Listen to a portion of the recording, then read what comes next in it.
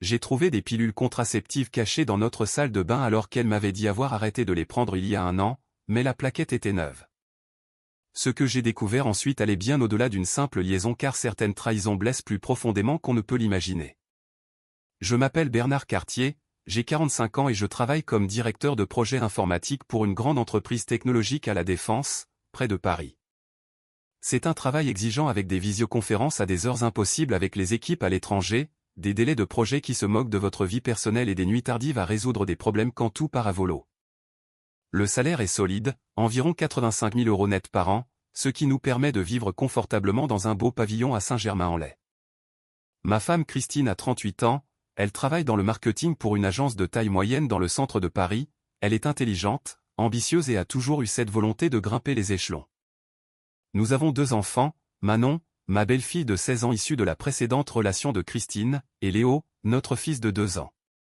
Madame Gloria, notre nounou de 58 ans, nous aide avec Léo depuis sa naissance, elle est une présence constante dans nos vies et je lui faisais entièrement confiance.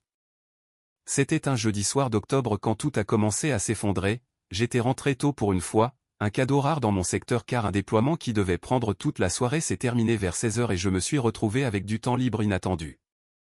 Christine m'avait envoyé un SMS vers 15 h disant qu'elle avait une présentation de dernière minute à finaliser et qu'elle ne serait pas à la maison avant 20 h, rien d'inhabituel là-dedans car au cours de l'année passée, ces soirées tardives étaient devenues plus fréquentes. Mais j'avais mis ça sur le compte de son ascension professionnelle car elle a toujours été ambitieuse, visant toujours la prochaine promotion. Manon était chez une amie pour réviser son bac blanc et Léo faisait sa sieste de l'après-midi sous la surveillance de Madame Gloria, la maison était calme, alors j'ai décidé de surprendre Christine en rangeant un peu la maison et peut-être même en préparant le dîner pour son retour.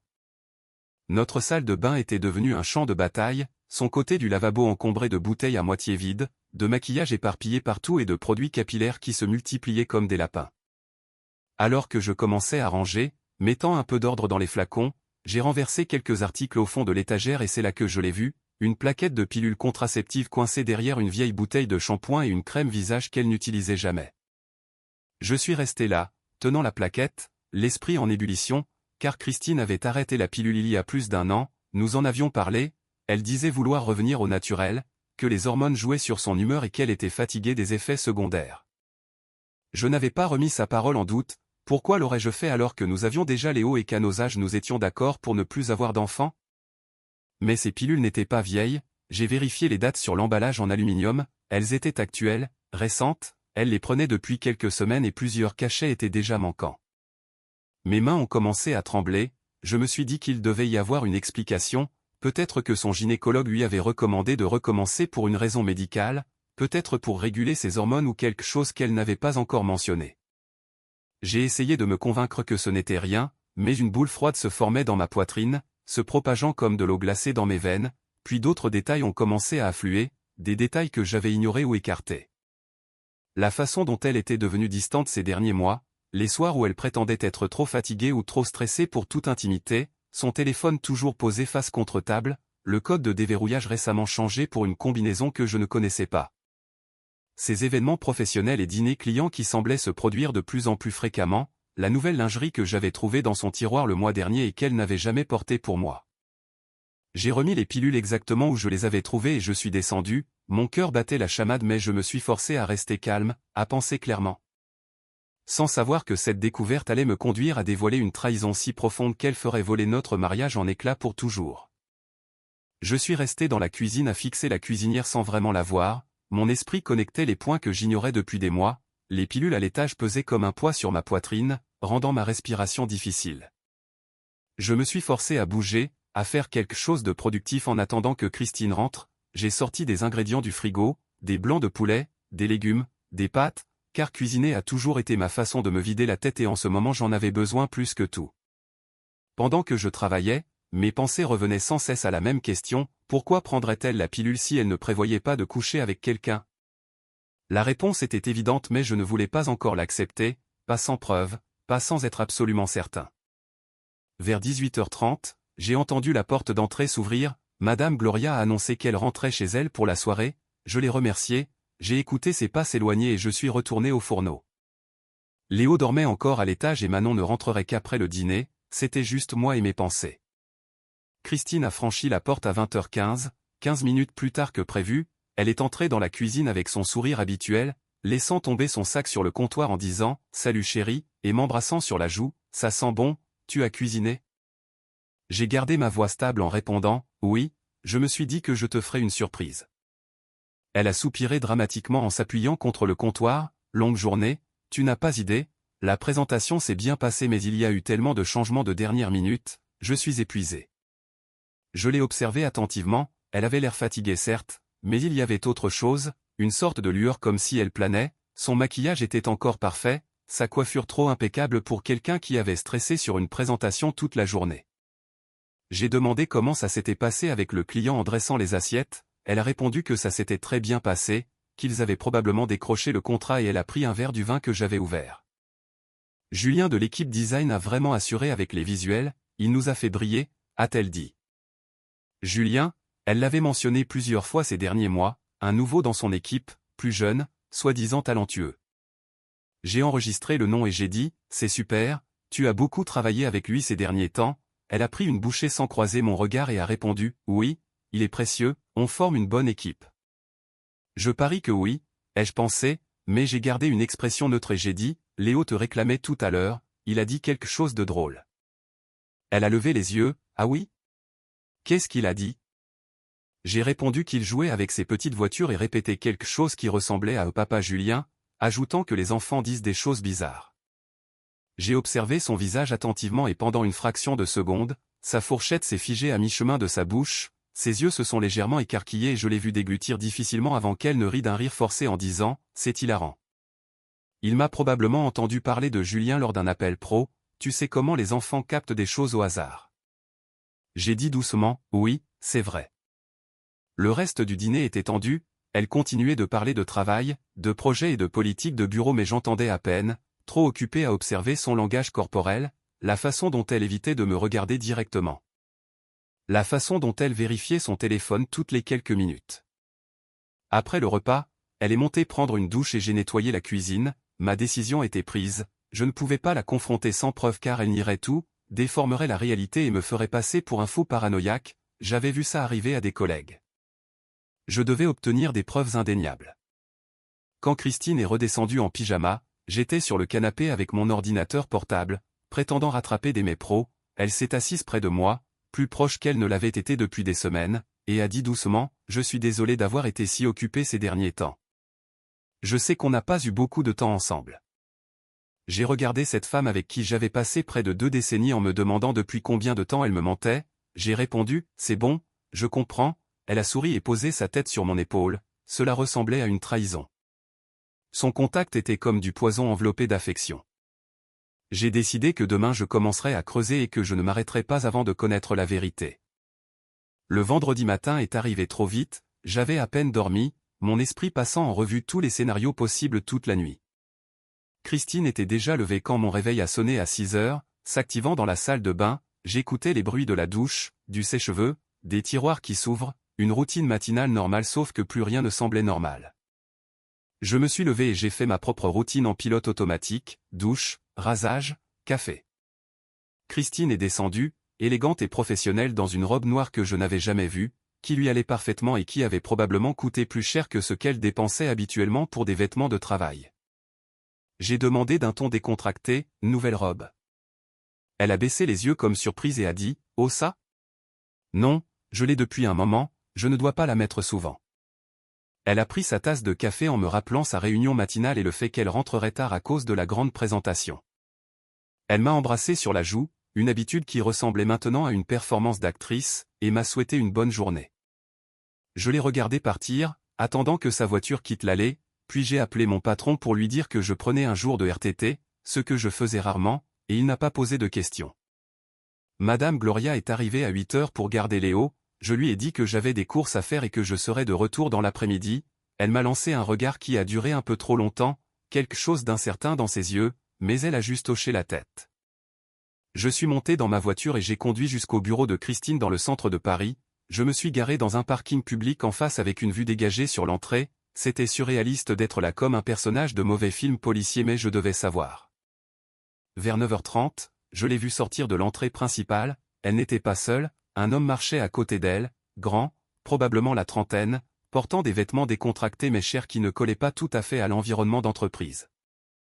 Ils ne se touchaient pas, mais il y avait quelque chose dans leur façon de bouger ensemble, une familiarité qui m'a serré la poitrine. Ils sont montés dans sa voiture, c'est elle qui conduisait, je les ai suivis à distance en faisant attention de rester quelques voitures derrière. Ils se sont dirigés vers le nord, vers un quartier branché plein de restaurants et de cafés, peut-être vers Montmartre ou les Batignolles. Elle s'est garée sur le parking d'un hôtel de charme que je n'avais jamais remarqué. Mes mains serraient le volant si fort que mes jointures étaient blanches, je les ai vus sortir de la voiture. Julien, car je savais que c'était lui, a mis sa main dans le bas de son dos alors qu'il marchait vers l'entrée, elle ne s'est pas reculée, elle s'est appuyée contre sa main. Je suis resté assis là environ 5 minutes, mon cœur battant dans mes oreilles, puis j'ai pris mon téléphone et j'ai commencé à prendre des photos, la voiture sur le parking, l'entrée de l'hôtel, j'ai même réussi à avoir une photo d'eux à travers la vitre du hall. Debout près l'un de l'autre à la réception. C'était réel, ça arrivait vraiment. J'aurais pu faire irruption à l'intérieur, une partie de moi le voulait, mais ce n'est pas comme ça qu'on gagne, c'est comme ça qu'on perd le contrôle et qu'on passe pour le méchant, lui donnant des munitions contre moi plus tard. Non, je devais être intelligent. Je suis rentré chez moi, l'esprit clair pour la première fois depuis des jours, le choc s'était dissipé laissant place à quelque chose de froid et concentré, je n'allais pas la confronter tout de suite, j'allais monter un dossier si solide qu'elle ne pourrait pas s'en sortir. Quand je suis rentré, Madame Gloria était dans la cuisine avec Léo, elle a levé les yeux quand je suis entré et j'ai revu ce regard d'inquiétude, comme si elle savait quelque chose mais avait peur de le dire. J'ai dit doucement, « Madame Gloria, est-ce qu'on peut parler ?» Elle s'est raidie, ses mains s'arrêtant sur le sandwich qu'elle préparait pour Léo, pendant un moment elle ne s'est pas retournée et je voyais la tension dans ses épaules. « Monsieur Cartier, a-t-elle dit finalement d'une voix prudente, à quel sujet ?» J'ai tiré une chaise à la table de la cuisine et je l'ai invitée à s'asseoir. Elle a hésité puis a essuyé ses mains sur un torchon et s'est assise en face de moi. Léo était dans le salon distrait par ses dessins animés, nous avions quelques minutes d'intimité. J'ai dit en gardant ma voix basse et stable, « J'ai besoin que vous soyez honnête avec moi, avez-vous vu quelque chose d'inhabituel ici? Quelque chose que je devrais savoir ?» Ses yeux se sont baissés vers la table, elle avait 58 ans et travaillait pour nous depuis la naissance de Léo, je l'avais toujours traitée avec respect mais je voyais qu'elle luttait avec quelque chose. J'ai insisté doucement, « Madame Gloria, s'il vous plaît, je sais déjà qu'il se passe quelque chose, j'ai juste besoin de comprendre l'image complète. » Elle a pris une respiration tremblante et quand elle a levé les yeux, il y avait des larmes, « Monsieur Cartier, je suis tellement désolé, j'aurais dû dire quelque chose il y a des mois mais... » Sa voix s'est brisée, j'avais peur, Madame Cartier a dit qu'elle me renverrait si je vous disais quoi que ce soit, et j'ai besoin de ce travail, vous comprenez? Les frais médicaux de mon mari. J'ai dit gentiment que je comprenais et que je n'étais pas en colère contre elle, que j'avais juste besoin de savoir ce qu'elle avait vu. Elle a hoché la tête en essuyant ses yeux, il y a un homme, Julien, il a commencé à venir ici en journée en juin dernier, au début je pensais que c'était un collègue, il travaillait sur des ordinateurs, mais ensuite. Ils ont arrêté de faire semblant. Sa voix était à peine un murmure, je les entendais dans la chambre, je les voyais redescendre ensemble, elles décoiffées, trop à l'aise l'un avec l'autre. Et Léo. Elle a regardé vers le salon, Léo a commencé à l'appeler papa, Madame Cartier en riait, disait que c'était drôle, l'encourageait presque. Les mots m'ont frappé comme des coups physiques mais j'ai gardé mon expression neutre. J'ai demandé la fréquence de ses visites, elle a répondu 2, peut-être 3 fois par semaine, toujours quand j'étais au travail, toujours pendant la sieste de Léo. Elle se tordait les mains, j'aurais dû vous le dire, je sais, mais elle a dit que si je parlais, elle dirait aux gens que je volais dans la maison, qu'elle s'assurerait que je ne travaille plus jamais dans cette ville. J'ai tendu la main à travers la table et posé la mienne sur la sienne, « Madame Gloria, vous n'avez pas d'ennui et vous ne perdrez pas votre travail, j'ai besoin que vous fassiez quelque chose pour moi cependant. » Elle m'a regardé, pleine d'espoir et de peur à la fois. « J'ai besoin que vous écriviez tout ce dont vous vous souvenez, date, heure, tout ce qu'ils ont dit ou fait de spécifique, pouvez-vous faire ça? » Elle a hoché la tête lentement, « Oui, je peux faire ça. » J'ai dit, « Bien, » en me levant, sentant cette clarté froide s'installer encore plus profondément, « Et Madame Gloria, quand tout ça sera fini, vous aurez toujours un travail, je vous le promets. » Elle a recommencé à pleurer mais de soulagement cette fois. Je suis monté dans mon bureau et j'ai fermé la porte, j'ai sorti un carnet et commencé à tout documenter, les pilules, les photos d'aujourd'hui, le témoignage de Madame Gloria. J'ai ouvert un nouveau compte email que Christine ne connaissait pas et je me suis transféré des copies de tout. Ensuite j'ai fait quelque chose que je n'aurais jamais pensé faire, j'ai appelé une avocate spécialisée en divorce. La femme qui a répondu était professionnelle et directe, je lui ai expliqué la situation dans les grandes lignes, infidélité suspectée, collecte de preuves, besoin de discrétion. Elle a écouté sans m'interrompre et m'a dit, « Monsieur Cartier, je vais être franche avec vous, en France le divorce pour faute existe encore, l'adultère peut être une faute mais cela n'impacte pas automatiquement tout. Cependant cela jouera énormément sur la garde des enfants et potentiellement sur la prestation compensatoire si nous prouvons qu'elle a utilisé les biens du ménage pour entretenir cette liaison. » J'ai confirmé qu'elle l'avait fait en pensant à l'hôtel et au déjeuner. L'avocate m'a dit de continuer à rassembler des preuves, surtout les relevés financiers, et que tout ce que la nounou pourrait documenter serait précieux pour la garde. Elle m'a conseillé de ne pas confronter ma femme avant que tout soit prêt. J'ai raccroché, je me suis adossé à mon fauteuil et j'ai fixé le plafond. Il y a 24 heures j'étais un mari essayant de comprendre des pilules suspectes. Maintenant je planifiais la fin de mon mariage avec une précision militaire, mais je n'étais plus triste. J'étais en colère et j'allais m'assurer que quand tout serait fini, Christine comprendrait exactement ce qu'elle avait jeté. Le week-end est passé dans un flou de collecte de preuves et de planification minutieuse. Madame Gloria m'a fourni un témoignage écrit détaillé. Mon avocate m'a conseillé de tout documenter avant la confrontation pour avoir un dossier en béton. Mais lundi soir, quelque chose s'est brisé en moi, je ne pouvais plus jouer ce jeu, prétendre que tout était normal alors qu'elle rentrait sentant le savon d'hôtel et le mensonge. Elle a franchi la porte à 20h30, plus tard que promis comme d'habitude.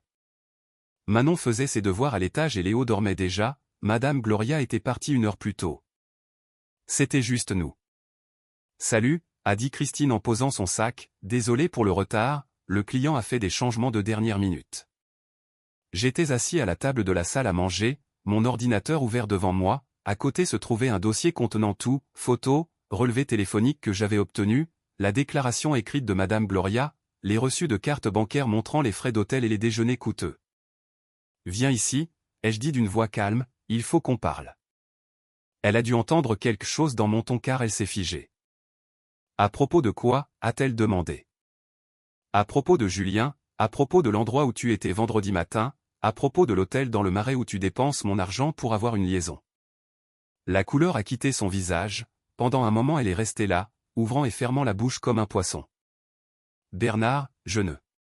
J'ai levé la main, ne m'insulte pas en mentant, j'ai des photos, j'ai le témoignage de Madame Gloria, j'ai les relevés téléphoniques montrant des centaines de SMS et d'appels entre vous deux ces 8 derniers mois. J'ai poussé le dossier vers elle, tout est là. Elle s'est approchée, les mains tremblantes, et a ouvert le dossier, j'ai vu le moment où elle a réalisé qu'il n'y avait pas d'échappatoire. Depuis quand sais-tu, a-t-elle chuchoté. Depuis jeudi quand j'ai trouvé tes pilules contraceptives, ai-je répondu en me penchant en arrière, les pilules que tu prends dans mon dos parce que tu couches avec lui. Elle a fermé le dossier et s'est effondrée sur une chaise en face de moi, Bernard, s'il te plaît, laisse-moi expliquer. Expliquer quoi? Comment tu l'as amené dans notre maison? Comment tu as laissé notre fils l'appeler papa? Comment tu as volé dans le plan épargne de Léo pour financer ça? J'ai sorti une autre feuille, des relevés bancaires montrant des virements depuis notre compte joint, 45 000 €, Christine, c'est ce que tu as pris l'année dernière. Ses yeux se sont écarquillés, elle a balbutié qu'elle allait rembourser. Avec quoi? Ton salaire qui couvre à peine tes habitudes de shopping? J'ai trouvé des emails à ton avocat, tu planifiais ce divorce depuis des mois n'est-ce pas? Tu attendais juste le bon moment, essayant de cacher des actifs avant que je ne le découvre. Elle a commencé à pleurer mais c'était des larmes de panique, pas de remords. Ce n'est pas ce que tu crois, Julien et moi on s'est juste connectés et les choses sont devenues compliquées. J'ai ri amèrement, compliquées? Tu as fait un choix, Christine, chaque fois que tu lui envoyais un SMS, chaque fois que tu le retrouvais à cet hôtel, chaque fois que tu rentrais et m'embrassais avec son parfum sur ta peau, c'était des choix. Elle a dit d'une voix brisée qu'elle avait fait une erreur. Ce n'était pas une erreur c'est une fois, un accident, ça c'était 8 mois de tromperie calculée. Je me suis levé, la dominant du regard, Madame Gloria a tout écrit, comment tu l'as menacé, comment tu as ri de moi avec Julien, comment tu as encouragé Léo à appeler un autre homme papa. Elle a essuyé ses yeux et son expression a changé, la panique laissant place à la défensive, peut-être que si tu avais été plus présent, si tu avais fait attention à moi au lieu de ton travail. n'ose même pas, ai-je dit d'une voix basse et dure, n'essaie pas de retourner ça contre moi, j'ai été là chaque jour à travailler pour vous offrir une belle vie, ce que tu as fait était ton choix, assume-le. Elle s'est levée, sa colère montant, très bien, oui je vois Julien, oui je suis malheureuse, tu veux savoir pourquoi? Parce que tu es ennuyeux Bernard, tu es prévisible et sans danger, tu es devenu tout ce que je ne voulais pas chez un partenaire. Les mots auraient dû blesser mais ils confirmaient juste qu'elle avait quitté ce mariage il y a longtemps. Eh bien, ai-je dit calmement, ça rend la suite beaucoup plus facile. La suite, a-t-elle demandé incertaine. Le divorce, j'ai déjà parlé à une avocate, tu recevras les papiers d'ici la fin de la semaine. Le visage de Christine est passé de la colère au choc, tu ne peux pas être sérieux. Je suis tout à fait sérieux, et il y a autre chose que tu devrais savoir. J'ai sorti un dernier document de ma sacoche, tu te souviens le mois dernier quand tu m'as hurlé dessus, quand tu as dit quelque chose sur la couleur de cheveux de Léo, qu'ils étaient foncés comparés aux miens. Elle a pâli. J'étais en colère, je ne pensais pas, tu as planté une graine, Christine, tu m'as fait douter de ma paternité, alors j'ai fait faire un test ADN la semaine dernière via un labo étranger. Elle avait l'air confuse, pourquoi tu me dis ça? Les résultats sont revenus, Léo est mon fils biologique, probabilité de 99,98%, mais tu m'as laissé souffrir pendant 2 semaines en pensant qu'il ne l'était peut-être pas, tu as utilisé ça comme une arme. Je me suis penché vers elle, voilà qui tu es, quelqu'un qui torturerait son mari avec le doute sur son propre enfant juste pour se sentir puissante. Elle pleurait mais je ne ressentais rien.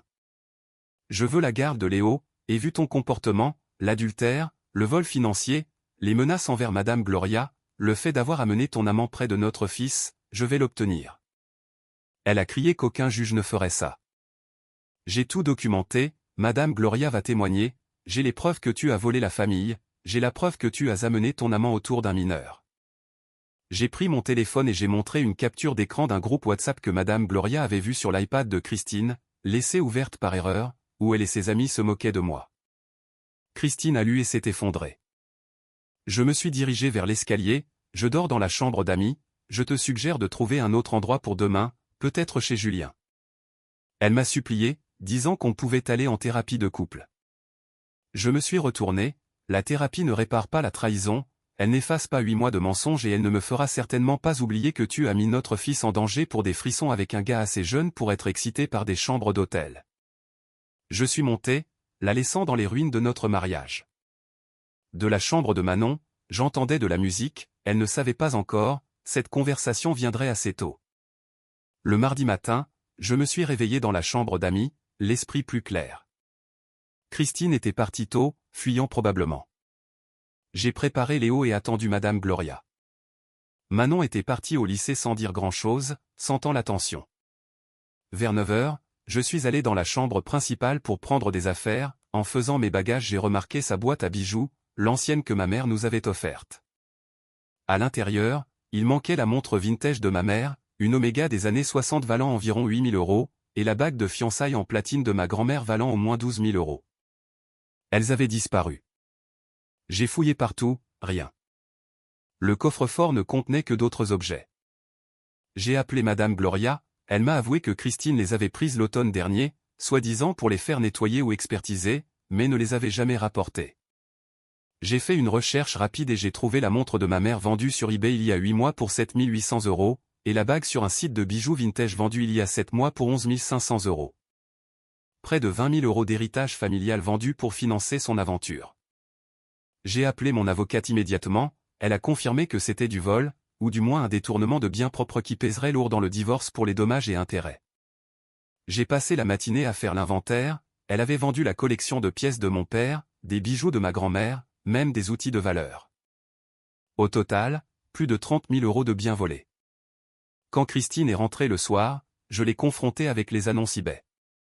Elle a essayé de nier puis a pleuré, admettant tacitement que l'argent était allé à Julien. Je lui ai dit froidement que mon avocate ajoutait cela au dossier et que j'exigerais le remboursement de chaque centime. Le mercredi matin, j'ai dû parler à Manon. Je suis allé dans sa chambre, je lui ai annoncé le divorce. Elle m'a regardé avec des larmes et a dit, « Je sais, depuis l'été dernier, je l'ai vu avec lui au centre commercial. » Elle m'a avoué que sa mère l'avait manipulée, lui disant que si elle parlait, je les mettrais toutes les deux à la porte. J'étais furieux contre Christine pour avoir utilisé sa fille ainsi. Manon m'a alors montré son téléphone, le groupe de discussion de sa mère où elle se plaignait aussi de Manon, disant qu'elle était encombrante pour son nouveau départ. J'ai rassuré Manon, lui promettant qu'elle était ma fille, biologiquement ou non, et que je l'adopterais officiellement si elle le voulait. Elle a pleuré de soulagement et m'a dit qu'elle voulait vivre avec moi. J'ai transmis ces nouvelles preuves à mon avocate. Le jeudi, les papiers du divorce ont été remis à Christine à son bureau par un huissier. Elle a fait un scandale. Le vendredi, Julien m'a appelé, essayant de se dédouaner, disant qu'il ne savait pas, qu'elle lui avait dit que c'était fini entre nous. Je l'ai traité de menteur ou d'idiot et lui ai dit de ne plus jamais me contacter. Il a avoué qu'il l'avait larguée car c'était trop compliqué, et qu'elle lui demandait de l'argent pour ses frais d'avocat. L'ironie était totale. Le lundi suivant a eu lieu l'audience devant le juge aux affaires familiales. Grâce au dossier accablant, au témoignage de la nounou, à celui de Manon et aux preuves de vol, le juge a tranché, résidence habituelle de Léo chez moi, garde principale, droit de visite médiatisé pour Christine en attendant le jugement final. Manon a choisi de vivre avec moi. Christine était dévastée. Quelques mois plus tard, le divorce a été prononcé aux torts exclusifs de l'épouse. J'ai gardé la maison et la garde de Léo. Christine a été condamnée à verser des dommages et intérêts pour le vol des bijoux, bien que l'aspect pénal ait été réglé par un plaidoyer de culpabilité, une reconnaissance préalable de culpabilité, lui valant du sursis et une obligation de remboursement. Julien a été muté en Californie.